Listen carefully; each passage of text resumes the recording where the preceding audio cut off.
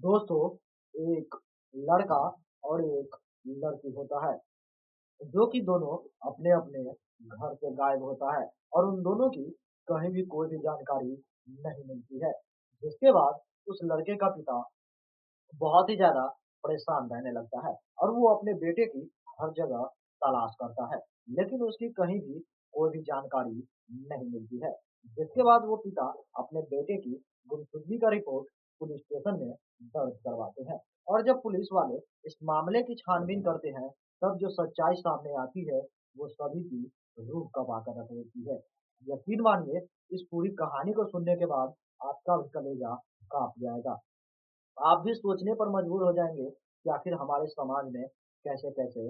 लोग रहते हैं। तो चलिए आज के इस पूरी कहानी को विस्तार से समझते हैं और जानते हैं कि आखिर उस लड़का-लड़की के साथ क्या घटना घटी थी। नमस्कार दोस्तों,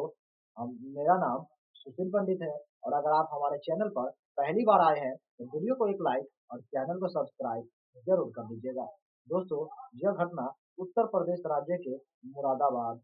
जिले की है। इसी के अंतर्गत एक छोटा-सा इलाका होता है, जिस इलाके के अंतर्गत एक गाँव पड़ता है, उस गाँव का नाम उमरी सब्जीपुर होता है। उसी गाँव की यह कहानी है, जहाँ पर एक व्यक्ति होता है, जो नौजवान युवक होता है, जिसका नाम मोहम्मद अरमान होता है और वो लगभग 4 महीने पहले सऊदी अरब से लौटकर अपने गाँव आया हुआ होता है और अपने घर परिवार के साथ रह रहा होता है। लेकिन इन्हीं 4 महीनों के दौरान उसे अपने ही पड़ोस में रहने वाली एक हिंदू लड़की जिसका नाम काजल होता है, उसके साथ प्रेम प्रसंग शुरू हो जाता है और यह प्रेम प्रसंग लगभग 4 महीने पहले भी एक बार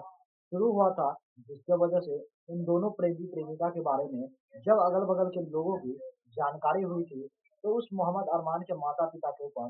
दबाव बनाया गया था, जिसकी वजह से उस मुस्लिम युवक को अपनी प्रेमिका को छोड़कर सऊदी अरब में जाकर रहना पड़ा था। और ठीक वैसे ही जब सऊदी अरब से वो वापस लौट कर आता है, तब फिर से वो दोनों एक-दूसरे के करीब आ जाते हैं और एक-दूसरे के साथ समय बिताने लगते हैं। और जब एक दिन उसकी जो काजल थी, उसका भाई और उसकी माता-पिता घर से बाहर खेत में चले जाते हैं, तब वो लड़की अपने उस प्रेमी अरमान को अपने घर पर बुला लेती है और घर पर बुलाने के बाद वो दोनों एक-दूसरे के साथ आपत्तिजनक हालत में शारीरिक संबंध बना रही होती है। तभी अचानक से उसका जो दोनों भाई होता है, वो दोनों भाई वो घर पर पहुँच जाता है और देखता है कि उसकी बहन उस मुस्लिम लड़के के साथ अवैध रिश्ते और आपत्तिजनक हालत में है। जिसे देखने के बाद उन दोनों भाई का तो पैरों तले से ज़मीन खिसक जाती है और वो आग बबूला हो जाता है और वो बिना कुछ देरी किए हुए ही सबसे पहले वो दोनों को जो उस लड़का-लड़की का होता है, उन दोनों का हाथ-पाँव को बाँध दिया जाता है ताकि वो चिल्ला ना सके और उसके बाद उन दोनों का भाई बहुत ही बुरी तरीके से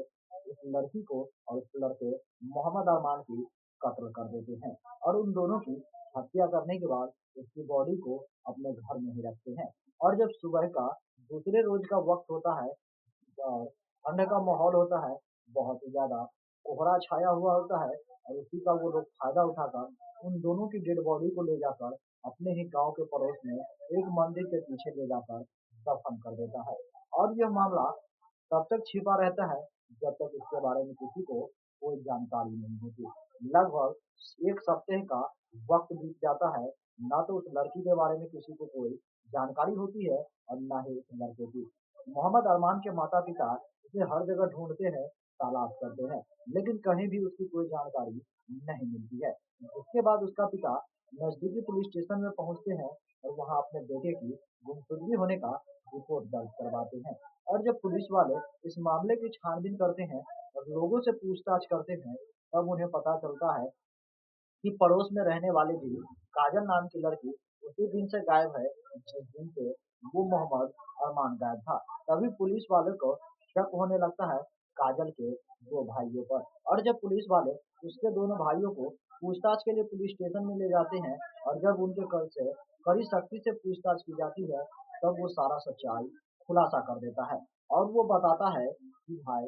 आखिर तुम लोगों ने किया क्या है। तब वो दोनों युवक बताता है कि मैंने अपनी बहन को उस मोहम्मद अरमान के साथ आपत्तिजनक हालत में देख लिया था, जो कि मुझे बिल्कुल भी बर्दाश्त नहीं था। मेरी बहन मेरे ही माता-पिता की गाँव समाज में इज्जत को उछाल रही थी, प्रतिष्ठा को ठेस पहुँचा रही थी, जिसके लिए मैं बहुत ज़्यादा आग बबूला हो गया और मैं ना चाहते हुए भी अपनी बहन और उस लड़के की कत्ल कर दिया और कत्ल करने के बाद उन दोनों की लाश को मंदिर के पीछे ले जाकर दफन कर दिया है। जैसे ही पुलिस उसकी बातों को सुनते हैं और उनके बताए हुए जगह पर जाकर उनकी लाश को खोद कर बाहर निकालते हैं और उनकी बॉडी को पोस्टमार्टम के लिए भेज दिया जाता है और वहां से पुलिस उन दोनों युवकों को जेल भेज दिया जाता है, जिनकी कानूनी कार्रवाई कर उन दोनों के ऊपर कड़ी से कड़ी सजा दी जाती है। बाकी दोस्तों, इस तरह की अजीबोगरीब घटना आए दिन हमारे समाज में देखने और सुनने को मिलती है। अगर आपको हमारी ये वीडियो पसंद आए तो वीडियो को लाइक और चैनल को सब्सक्राइब